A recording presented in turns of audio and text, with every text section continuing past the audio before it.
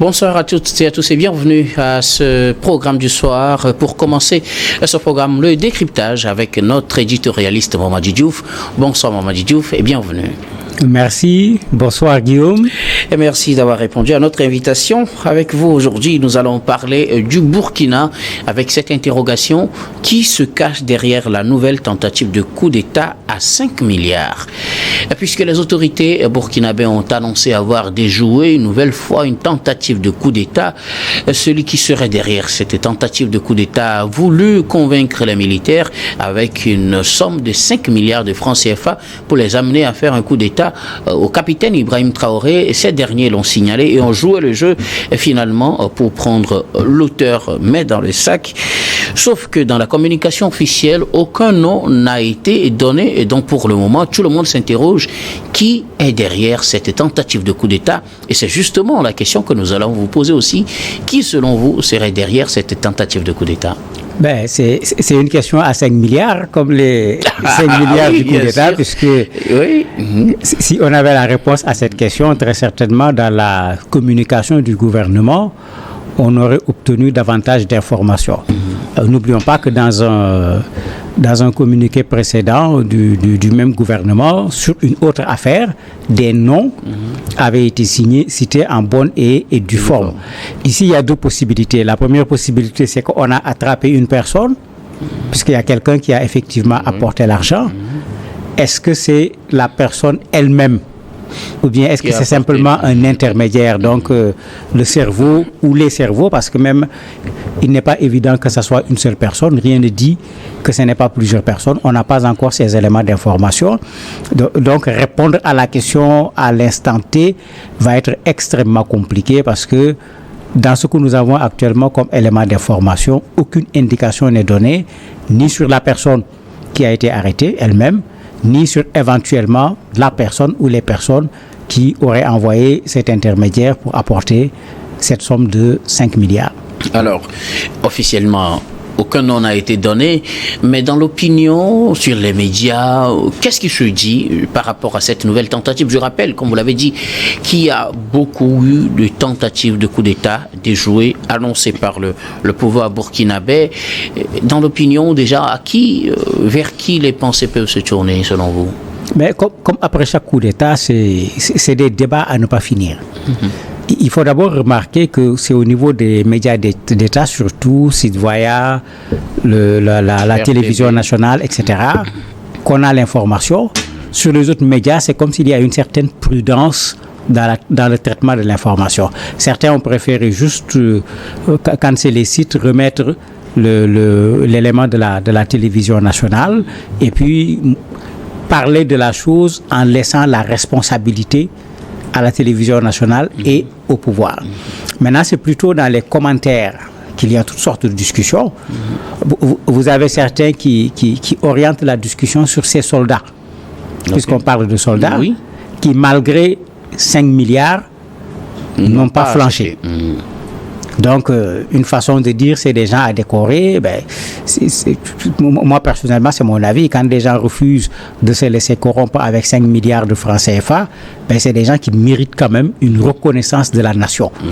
Parce que ce qui nous tue dans nos nations de façon générale, c'est cette facile acceptation de la corruption. Bon, pour le Burkina, il n'y a pas longtemps, quand le président parlait, il parlait de corruption, de détournement au niveau du ministère qui est chargé des populations déplacées, où il y avait pratiquement 3 milliards. C'est l'action humanitaire. Voilà, que les gens avaient détourné. 3 milliards destinés en plus à des personnes en situation difficile. Vulnérabilité, oui. Donc, quand on compare les deux, il y a de quoi effectivement aller dans le sens de féliciter. Vous avez des gens qui réagissent dans ce sens. Il y a d'autres qui s'interrogent sur la somme. 5 milliards de francs CFA. Le fait que ça soit en liquide.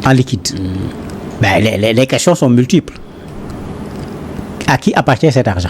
C'est-à-dire, avant de l'utiliser pour faire de la corruption, cet argent vient d'où? La deuxième interrogation, elle est pertinente. Comment 5 milliards en liquide se promènent? Ben, on peut répondre, il y a le directeur des douanes, je ne donnerai pas son nom parce que sa famille est là au Burkina, chez qui on avait trouvé des milliards. Rappelez-vous ce qui s'est passé avec la famille Bongo au Gabon.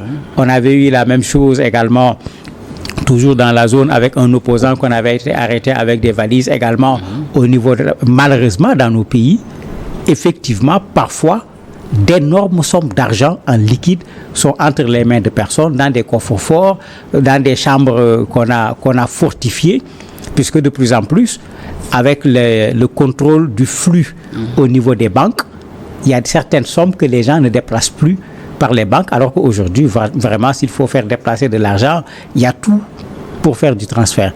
Donc, il y a également cet aspect interrogation qui est là au niveau des populations. Il y a une autre interrogation avec des gens qui sont plutôt sceptiques. L'un même a dit que c'est un bon scénario pour le prochain FESPACO, pour montrer jusqu'où certains, par exemple, continuent à douter que ça soit un coup d'État sous cette forme, parce que pour lui, pourquoi des soldats ? Pourquoi ne pas aller chercher plus haut que simplement des soldats ? Pourquoi venir donner 5 milliards de façon aussi facile? Pour lui, le scénario, bon, il a fait toute une phrase pour à la limite se moquer en disant s'il fallait sélectionner des films au niveau du FESPACO, ce film-là va être éliminé d'office. On va dire au gars d'aller revoir sa copie parce que ce qu'il donne, ce n'est pas ça. Donc comme d'habitude, il y a toujours des interrogations quand il n'y a pas suffisamment d'informations pour permettre aux gens d'aller dans un sens ou dans un autre. Mais il y a une constante quand même qui est là. La constante, c'est que c'est la énième tentative de coup d'État. Ça interroge. Ça interroge sur le fait qu'il y a autant de gens qui en veulent, parce que c'est comme ça qu'il faut l'appeler, à ce pouvoir. Mais si c'est à cause de la souveraineté qu'il veut défendre, mais il n'a qu'à tenir. Parce qu'on a besoin en Afrique de cette souveraineté, qu'elle soit politique, qu'elle soit militaire, qu'elle soit économique. Et ce n'est pas le Burkina seulement qui doit être dans ce combat, c'est tout le continent africain qui doit être dans ce combat. Mais en ce moment, on ne pourra pas faire des coups d'État dans tous les pays africains. Donc il faudrait que les Africains, sur cet aspect, même si on peut ne pas être d'accord sur certaines attitudes de la part du capitaine Ibrahim Traoré, cette question de la souveraineté des pays africains, il faudrait que les Africains soient d'accord qu'aujourd'hui, c'est le moment. Il n'y a plus rien à faire reculer sur ce plan-là. Alors, quand on prend les éléments que vous venez de citer, le montant, le fait que ce soit en liquide, est-ce qu'on peut déjà commencer par faire le portrait robot, ou du moins se définir le profil de qui peut avoir cette somme à disposition et qui peut avoir cette facilité d'aller convaincre des militaires de faire un coup d'État et leur remettre cet argent? Difficile pour moi de faire le portrait robot parce que j'essaie de regarder dans la presse du Burkina surtout, puisque c'est là où on espérait pouvoir trouver de l'information.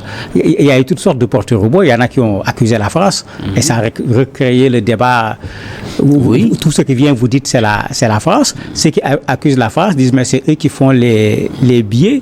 Ben donc on peut faire tourner la planche pour avoir 5 milliards. Ça ne demande aucun effort particulier. Bon, l'argument ne tient pas totalement la route parce que pour ceux qui ont bien regardé, c'est pas des billets qui viennent de la planche. En tout cas, dans les billets qu'on a montrés, il y a des billets qui sont des billets usagés.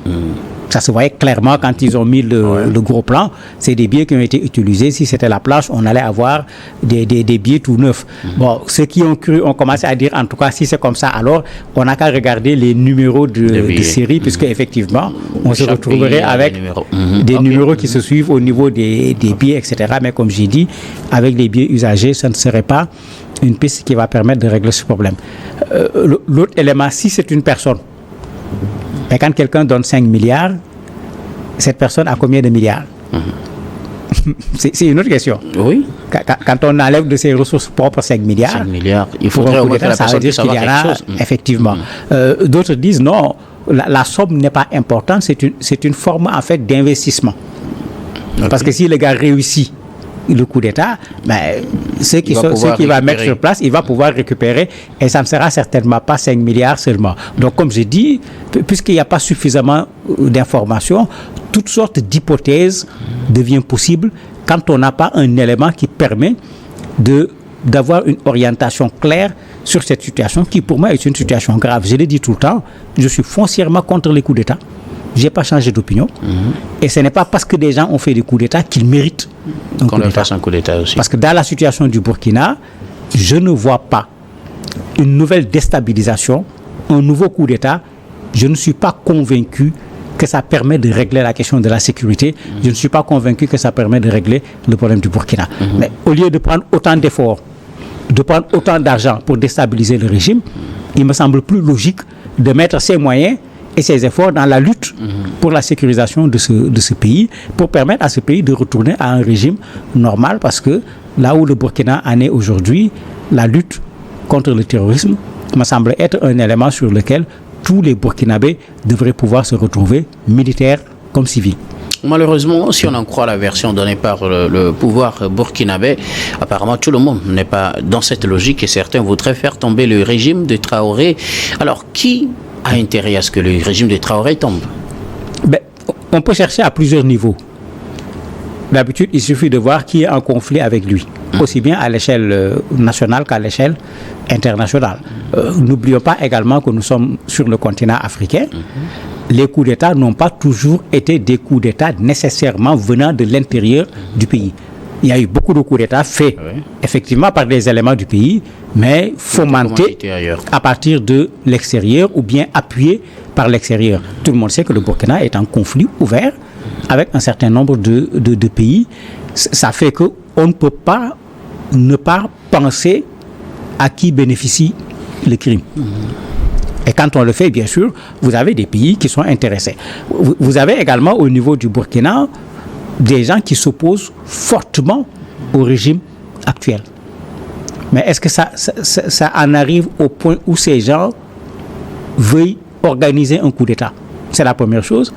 Même si ces gens le veulent, est-ce qu'ils possèdent 5 milliards? Parce que comme je dis tout à l'heure, quand on donne 5 milliards, très certainement, on n'a pas que 5 milliards. Parce que quand on a 5 milliards, on ne les donne pas pour un coup d'État. Je le crois en tout cas, quelle que soit l'animosité même qu'on peut avoir par rapport à un régime. Et quand on regarde une bonne partie de ceux-là qui s'opposent, visiblement, à l'œil nu, je ne les vois pas porteurs de 5 milliards, ce qui renforce la thèse de s'il y a parmi eux des gens intéressés par ce complot, il doit y avoir quelque part un appui ou bien des appuis qui ont pu permettre de rassembler ces 5 milliards. Parce qu'il faut le dire clairement, ce n'est pas une somme qui court les rues. Alors, faut-il déjà lorgner aux côtés des voisins avec lesquels le Burkina n'est pas en très bon terme? On peut le faire, bien que d'habitude le Burkina partait directement à la charge dans ses communiqués en citant les pays, en citant les personnes, comme je le disais au départ. Cette fois-ci, personne n'a été cité pour le moment. Donc, ne devançons pas le Burkina à la matière. Je me dis que quand il y aura des éléments pour moi, ils vont le faire. Et je me dis que comme d'habitude, quand on fait de l'investigation, on préfère ne pas faire trop de bruit parce que ça permettrait aux gens de savoir dans quelle direction vous allez et de faire fausser les résultats de l'investigation. Est-ce que c'est la raison pour laquelle, jusqu'à présent, on s'est contenté de nous montrer la voiture, l'argent qui a été récupéré? On n'a pas donné le nom de la personne, puisqu'il y a quand même une personne qui a été arrêtée. Oui. On n'a donné ni nom, ni indication. Tout comme dans d'autres communiqués, on avait cité les pays voisins. Cette fois-ci, pour le moment, aucun pays voisin n'a été cité dans cette affaire-là. Donc, il y a de quoi attendre pour voir est-ce qu'il y aura complicité ou pas à l'intérieur, à l'extérieur, au niveau des frontières, hors du continent africain, etc. C'est les éléments d'enquête qui certainement permettront d'apporter ces éléments d'information. Alors, finalement, dans ce manque d'informations, où peut-on aller chercher finalement le profil de la personne qui voudrait faire tomber le capitaine Ibrahim Traoré? Est-ce qu'il y a d'autres pistes à explorer? Ça va être difficile puisque la quantité d'informations données ouvre la voie à toutes les pistes. C'est en fait ça la difficulté ici. Okay. On n'a pas parlé d'un complot de militaires, on n'a pas parlé d'un complot de civils, on n'a pas dit c'est des civils et des militaires. On est dans une situation où on sait qu'il y a une personne, parce que c'est de cette personne surtout qu'on parle, qui s'approche de soldats, qui leur propose de déstabiliser le régime, moyennant 5 milliards de francs CFA. Et si vous regardez, l'élément fait 1 minute 30 à peu près. Oui. Donc un élément extrêmement court, plus la présentation de la journaliste. Et quand tu enlèves tous ces éléments, on a vraiment donné le minimum d'informations, contrairement à ce qui se faisait d'habitude. Où vous aviez un communiqué, oui. Le mode d'emploi, les personnes qui ont été arrêtées, quand il y avait des armes, la description des armes. Ça fait qu'il faut La dernière fois même, on avait une vidéo en appui. Tout à fait. Mais ça fait qu'il faut être prudent en s'interrogeant sur pourquoi ce changement dans le mode de communication. Moi, en tout cas, je préfère ce mode de communication, c'est-à-dire, quand un État parle, il faut avoir quelque chose de probant. Avant d'accuser une personne, avant d'accuser un État, il faut avoir des éléments de preuve qu'on peut mettre à disposition. Parce que quand je vous dis j'ai des preuves et que je ne les donne pas, ben, les gens ne prendront pas. On dira que vous avez dit que vous avez des preuves, mais personne ne s'aventurera à porter la responsabilité de preuves alors qu'on n'a pas montré ces preuves-là aux personnes. Alors, est-ce que ce peu d'informations fournies jette un peu du discrédit ou jette des doutes dans la perception de l'opinion par rapport à la véracité de cette information donnée, tentative de coup d'État déjouée? Est-ce que les gens peuvent penser, à cause de ces informations peu nombreuses, que c'était juste un simple montage? En fait, il y a un clivage qui fait que quand tu prends des gens qui sont pour et qui sont contre, parfois les prises de position ne relèvent pas d'une analyse. Parce que moi je suis contre, je veux faire tomber le régime. Dès que le régime dit tentative de coup d'État, je vais dire non, ces gens-là veulent encore mobiliser les populations, etc. Tu as tout un argumentaire, mais qu'on ne repose pas sur un élément concret. De l'autre côté, tu verras la même chose. Les partisans vont dire voilà, ils veulent vraiment l'éliminer, c'est lui qu'il nous faut. Mais quand tu suis également l'argumentaire, on ne te donne aucun élément concret. Et malheureusement, c'est ça qu'on retrouve le plus aujourd'hui. Puisque l'information concrète est extrêmement réduite. Là où il y a le plus de discours, vous le verrez chez ceux qui sont pour et ceux qui sont contre. Quand on interroge certaines personnes, vous voyez que la réponse se fait avec beaucoup de prudence. Je disais au départ, j'ai essayé de faire le tour des médias du Burkina et Dieu sait qu'il y en a, mais une bonne partie de ces médias sont plutôt dans la prudence, c'est-à-dire juste l'annonce de la chose sans aller plus loin, ni en termes de commentaires, ni en termes de désignation de présumés coupables ou de présumés cerveaux qui seraient derrière cette affaire-là. Alors, Mamadou Diouf, que faut-il retenir de façon générale sur cette nouvelle tentative de coup d'État déjouée au Burkina Faso, moyennant 5 milliards de francs CFA, sur le profil de l'auteur, du présumé auteur? Que faut-il retenir? Il y a deux choses qu'on peut retenir. Avec le nombre de tentatives de coup d'État, il y a des gens qui sont déterminés à ne pas laisser le capitaine Ibrahim continuer à diriger le Burkina. Puisque ce n'est pas la première fois. Et si vous regardez de coup d'État en coup d'État, on va à des échelles qui deviennent de plus en plus grandes à chaque fois. Cette détermination, on le voit également à travers la somme de 5 milliards. Quand on mobilise 5 milliards, cela veut dire que au-delà de la détermination, on est prêt à payer le prix les moyens pour déstabiliser ce pays. Et comme je l'ai dit, si la motivation de toute cette déstabilisation, c'est ce combat qu'il mène pour la souveraineté du Burkina, qui doit être un combat de tous les Burkinabés, voire même un combat de tous les Africains, mais il faut le soutenir dans ce combat pour refuser qu'une déstabilisation ramène le Burkina dans une ère où on ne parlerait plus de souveraineté politique, de souveraineté sur le plan économique, alors que l'Afrique ne démarrera pas seulement le Burkina, sans cette souveraineté. Merci beaucoup à vous, Mamadou Diouf, d'avoir répondu à nos questions. C'est moi qui vous remercie. Merci également à vous, très chers téléspectateurs, de nous avoir suivis. C'est la fin de ce numéro de décryptage. Je vous retrouve tout à l'heure dans la suite du programme du soir et ce sera dans l'invité.